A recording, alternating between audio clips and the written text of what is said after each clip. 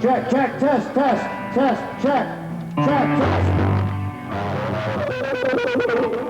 Kill your mother and father. Establish the new order. Know your enemies. You must not defile. Weakness is disease. Survival is superiority. Know your enemies. Fire! How's that?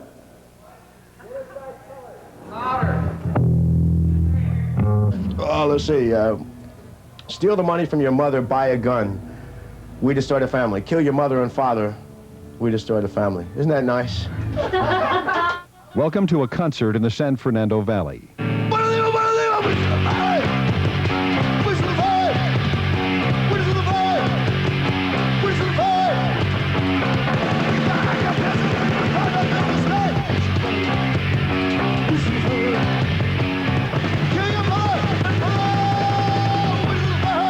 If all this seems a little bizarre and frightening to you, you're not alone. These are mostly middle-class suburban kids out having a good time on a Thursday night in Reseda. They're punks, and the subculture they've embraced is causing problems that go beyond the usual generation gap. The kids are mostly male, usually very young. Some are in their early teens. A lot of parents think these kids are just plain out of control.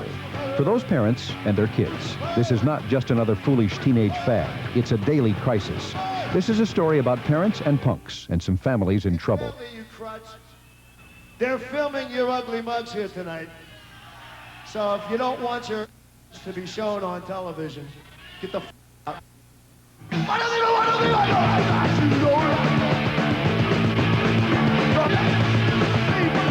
Believe it or not, this is not a full-scale riot.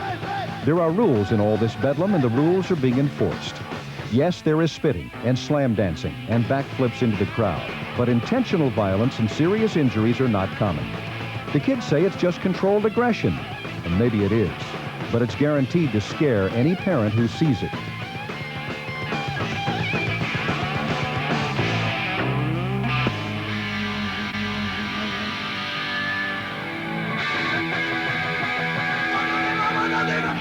It should be noted that all this activity is incited by music. That's another thing that frightens parents. In fact, this is a local band called Fear. The lyrics are hostile, crude, and the beat is frantic. Tickets to this concert cost $8.50.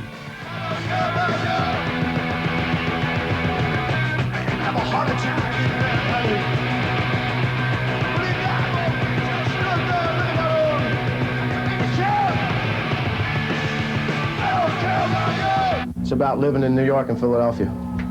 About bums laying in snot and puke with flies crawling all over them in the heat of July mornings with 3 or 4 bottles of cheap wine in their gut, and the cars running them over and the cops throwing them into the back of the pig wagons with the pitchforks and people rolling them and flies everywhere and drunks on your doorstep and freezing to death in the wintertime, people pushing in front of the subway, get tuberculosis, millions of queers, it's like that. This is real communication. Yeah, if you go see jazz, they just sit there and talk. They don't even understand what's going on the bandstand. At least here, everyone's paying attention. They don't all like it, but they're all listening. Yeah, at least you feel like you're alive for once. Let's have a war! Blame it on the middle class! Let's have a war! General Motors gets fat like last time! Let's have a war! Give thanks to the queers! Let's have a war! The enemy is within!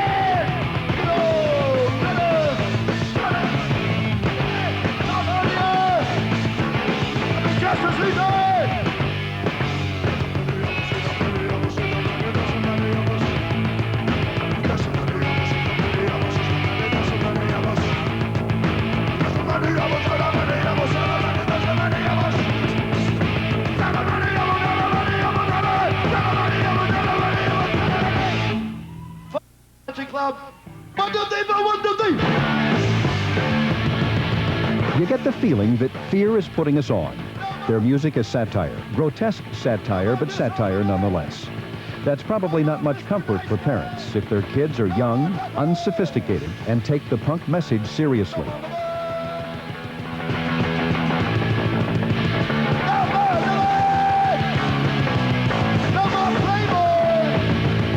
more Newsweek!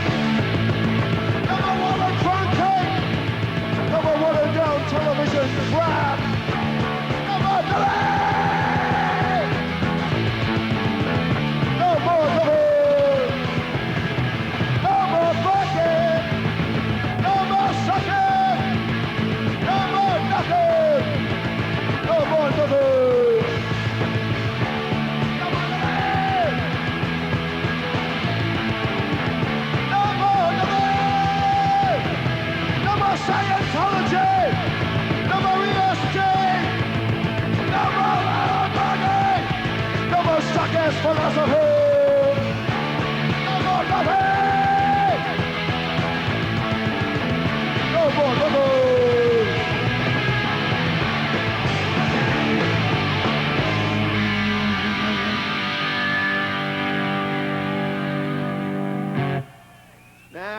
You.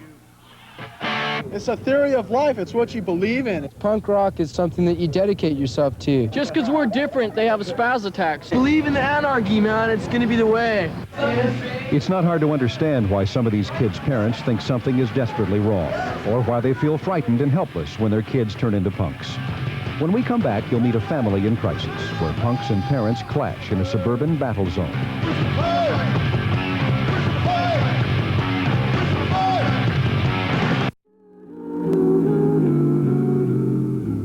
Punk started in England, but it was several years before it made its way into America's suburbs.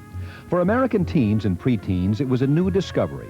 What was once an expression of working-class rage is now prepackaged individuality for teens with a yen for rebellion.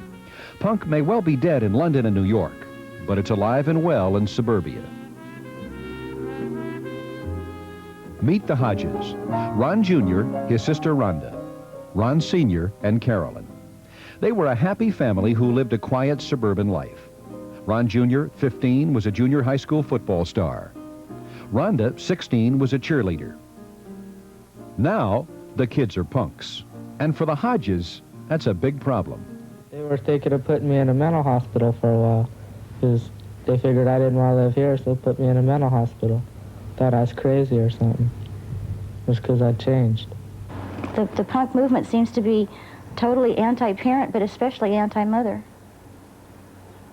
And of course, it leaves me wondering, well, what did I do? What did I do? When I first got into punk, I was saying, well, I'm not going to become anti-parent. And now I'm really anti-parent. I just changed. This is a kid that changed from a top athlete and an honor student to a kid that was ready to drop out of school, didn't care about grades, doesn't care about athletics, doesn't care about anything except maybe listening to the music. He has no goal. Well, we ran away because, we felt we didn't have any freedoms or anything. They cannot just take one drink. They're going to drink to get high. You're saying they. Well, you've done some drinking. I've had maybe the equivalent of 1 glass of beer. Well, you drank a half a bottle of wine before you drove my Cadillac. When was that? At the football game. Oh, well, did Tina tell you that she did too? No. See, she did too. Tina didn't tell me anything. I read it in your own handwriting. Oh, well, she did too. Now you know that. And her mother's going to. We knew something was wrong, we didn't know what, and we had to use every method at our disposal to find out what was going on, because it was coming to the position where there was going to be physical violence. They went through all my stuff to find out if I really did lie. And they found out by reading my diaries. So my advice to everyone else would be don't keep writing. We did go through her diary. I was only able to read a couple pages before I just felt sick to feel that this is what she has done to me. This is what she's done with my trust. To feel that she could do that to me. It's like they show us one side. They put on an act for us when they want something. But we found out that they're not like that. And that really does hurt. We found a letter from one of Ronnie's girlfriends that really set us off. We had the girl's father come over and he read the letter, and the things that they were saying about what they wanted to do, getting drunk, swallowing pink hearts and getting high, it was an eye-opener. It finally led us to a clue as to what was going on and why we weren't getting through to them. They're too overprotective. And they say, how we broke their trust. We never had their trust. They never trusted us at all. So, we'd just lie anyway. What can it hurt? They're not trusting us anyway. He's been at enough counseling to where somebody's told him that my fixation for him playing football is I'm trying to live my life through him and be the football player through him that I never was, et cetera, which is a lot of BS. Basically, I don't need to go watch him play football, I can go watch anybody play football. There's such a thing as diminished love. And believe me, we're experiencing it. When you've had so much hate come towards you for such a long time, love diminishes. Because Armageddon's here at last. We'll all go up a nuclear blast. Fight war, not war. Fight war, not war. So far, the Hodges haven't found any solutions to their punk problem. Now they're getting professional help. But the kids are still alienated, and the parents are still distraught. They are no longer a happy family. And they aren't alone. There are, of course, no figures on the number of punks in Los Angeles. Some say the movement is growing. Some say it's dying. Some say it isn't a movement at all. Maybe it's just a phase these kids are going through. Someday all these kids will be happy, well-adjusted adults. In the meantime, there's a big question facing a lot of parents and kids. Can the family survive this phase? When we come back, you'll meet a therapist who's trying to bridge the gap between punks and parents.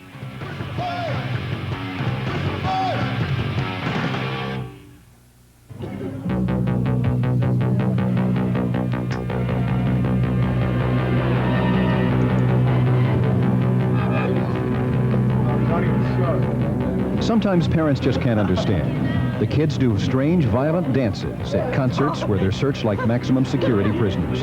They may drink or take drugs. Maybe they run away. Maybe they consider a bald head and a swastika t-shirt the height of fashion. Some desperate parents turn to family counselor Serena Denk. Punks and parents are her specialty. People have this vision of groups of parents getting together and trying to stamp out punk, which is not true. Parents of punkers is a group of people that get together, discuss ways of coping, of understanding, information, and it also involves the teenagers. It's not just the parents. Hey, they don't give you 1 ounce of love. If they would even touch you, you know, he'll let me, if I say, Paul, let me hug you or let me kiss you, he will. He'll let me.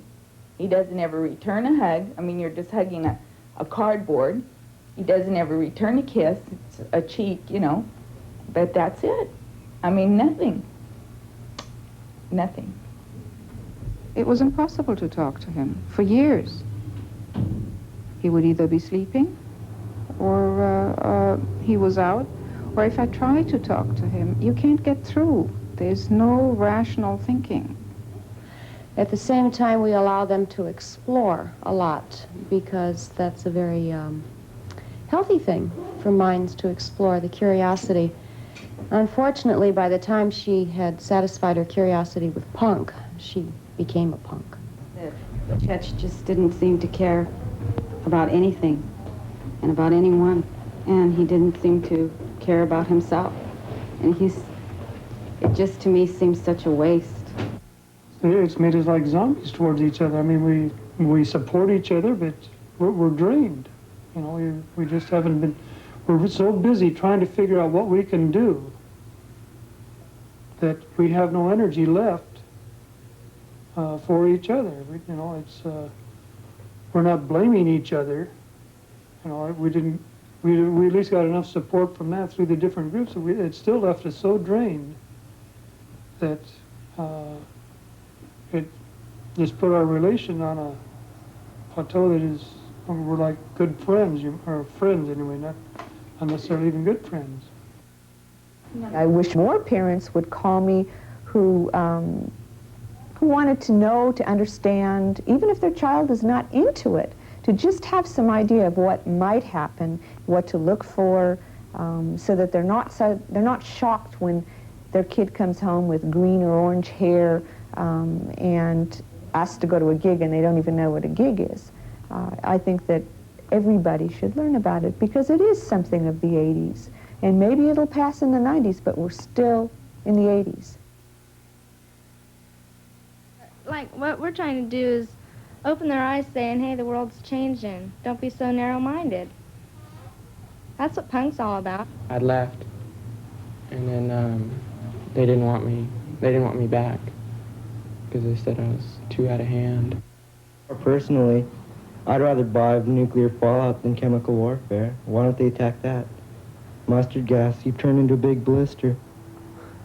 It's painful. I'd rather die instantly. She thinks I'm really morbid Why? because I look dead a lot and things like that.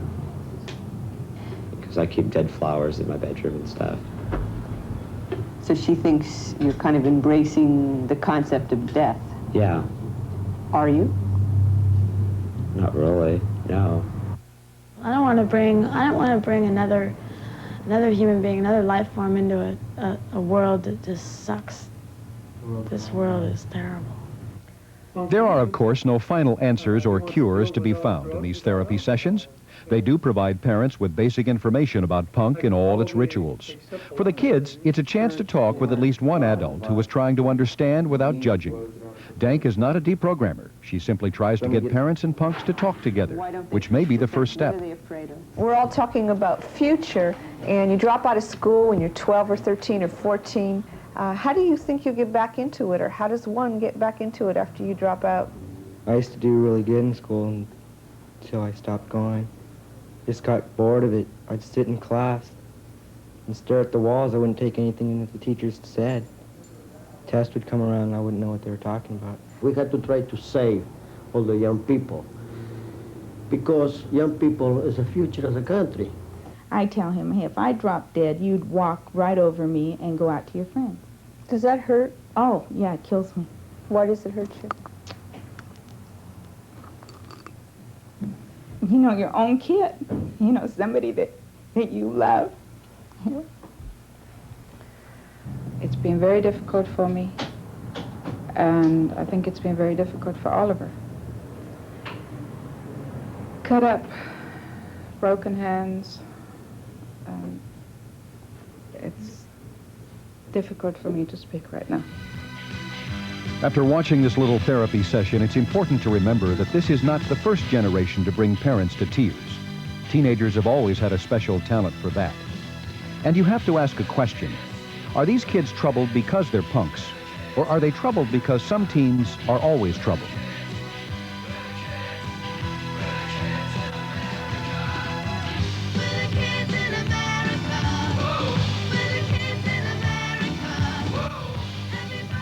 When we come back, the oldest question. What's the matter with kids today?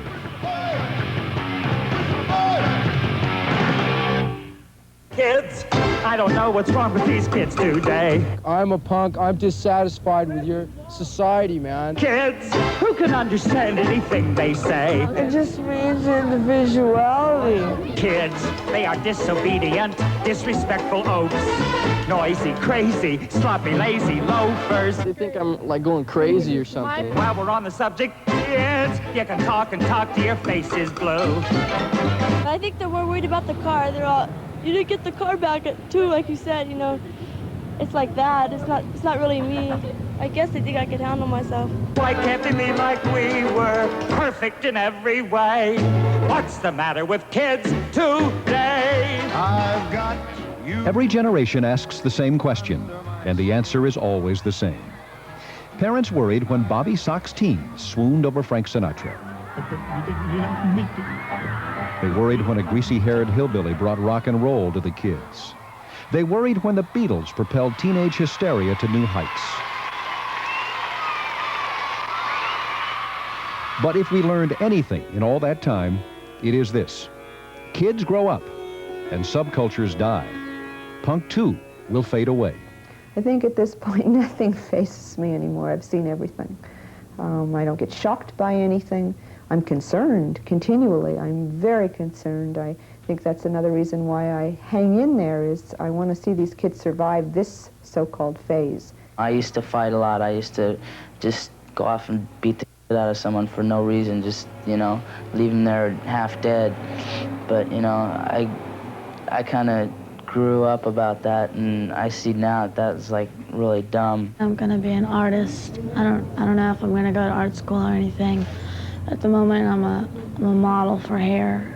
I'd like to graduate from high school and then go into law school and pursue a future in that. My name is Todd, and eventually I hope to go into business. I like the way I am right now. It's my style, just the way I am. And nothing's gonna change it until I want to. Okay, it's time to go.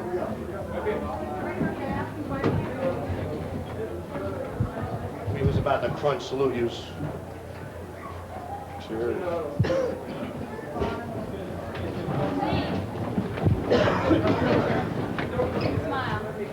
That's a smile.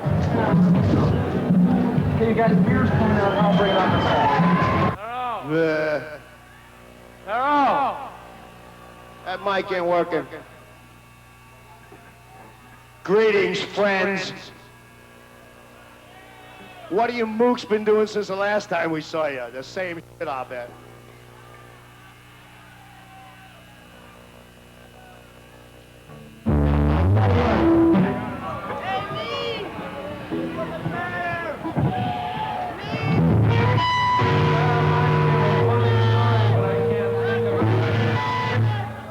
You give a f, no one's offended, right? Hey, there's a big loogie in my beer. How could that happen?